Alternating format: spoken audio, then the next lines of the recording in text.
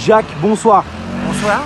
On est ici devant le 3 quai de l'Horloge. Vous étiez mis en garde à vue depuis samedi. Ouais. Vous étiez à la manifestation du 1er mai. Vous faites partie de ces interpellés de l'hôpital. 34. Voilà, des 34 interpellés à l'hôpital de la Salpêtrière. Comment est-ce que vous vous êtes retrouvés là? On a tout dit sur vous, que vous étiez attaqué à cet hôpital. La manif a été arrêtée à environ 200 mètres de la place d'Italie. Le cortège était relativement calme, même très calme. Et au bout de quelques minutes, les flics ont commencé à canarder, à charger, à taper. Du coup, on s'est retrouvés poussés du côté des grilles de l'entrée des ambulances de l'hôpital. Les grilles étaient ouvertes. Un policier était là et nous a dit de rentrer pour être protégés. Au bout de quelques minutes, comme la situation était calme, on a essayé de ressortir. Et à ce moment-là, on s'est trouvé face à face avec un groupe de CRS qui ont chargé, qui nous ont refoulés à l'intérieur de l'hôpital, qui sont eux-mêmes rentrés dans l'hôpital. Et dans notre dos est arrivée à ce moment-là une escouade de motos. Ils sont descendus et ils ont commencé à taper. Ça a été vraiment la panique. Il y avait environ 70-80 personnes.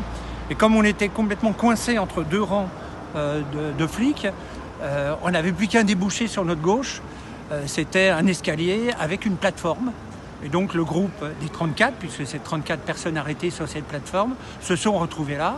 Et après, on est descendu, on a été mis au sol. 3 femmes ont été allongées dans l'herbe, ce qui est un réel scandale. Et après, on était embarqués et on est arrivé ici. On a dit que vous aviez attaqué cet hôpital. On a dit que du matériel avait été dérobé. Vous, aujourd'hui, pourquoi vous êtes allé dans cet hôpital? Pour vous réfugier? Oui, et en plus, sur les conseils d'un policier qui nous a envoyés, non pas dans l'hôpital même, c'est-à-dire non pas dans les bâtiments, mais dans une cour. Mais vous saviez que vous rentriez dans un hôpital à ce moment-là? Oui, tout à fait, on le savait. Les portes étaient ouvertes, donc il n'y avait pas de problème. Vous n'avez pas forcé les portes? Non, rien n'a été forcé. Ça, c'est évident. Il doit y avoir des vidéos d'ailleurs qui peuvent le prouver. On vous voit d'ailleurs sur la vidéo, en haut sur la plateforme, oui. En train de discuter avec les aides-soignantes qui tiennent la porte pour vous empêcher de rentrer. Vous, à ce moment-là, vous avez quoi? Mais nous, on n'a pas cherché à forcer l'entrée. On a demandé simplement la possibilité d'être protégé, puisqu'il y avait des coups qui volaient d'un peu partout. On nous a expliqué qu'on était dans un service de réanimation. À ce moment-là, on a compris qu'on ne pourrait pas rentrer, c'était évident. Donc on a pu demander à rentrer dans les locaux. Donc personne n'est rentré.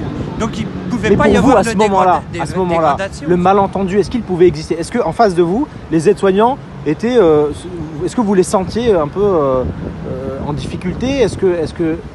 Ou est-ce qu'ils avaient je crois qu'ils étaient gênés de la situation, qui était une situation très violente. Mais ils voyaient les coups. Ils voyaient les coups qui pleuvaient sur nous. Mais ils avaient Mais ils avaient compris que vous n'étiez pas venu là pour attaquer. Absolument, c'était clair, c'était évident. On leur a même demandé de filmer, ils ont filmé la situation à notre demande. Les vidéos sont sorties. Voilà, donc ils ont filmé à notre demande. Voilà. D'accord. Castaner, le ministre de l'Intérieur, Agnès Buzyn, ont déclaré publiquement, on fait des tweets, on en parlait à la télévision hier soir, et on dit que vous aviez délibérément attaqué cet hôpital. Vous, aujourd'hui, vous êtes sorti. Qui nous montre les vidéos. Il paraît qu'il y a une vidéo. Sur le document qu'on m'a remis, la police m'a remis, il y a marqué vidéo. On veut voir les vidéos. Qui nous les montre, ces vidéos, où nous attaquons, nous agressons le personnel, nous rentrons dans les locaux. Personne n'est rentré dans les locaux. C'était d'ailleurs impossible. Et quand on a compris que c'était un service d'urgence et de réanimation, bien évidemment, on a pu chercher à rentrer.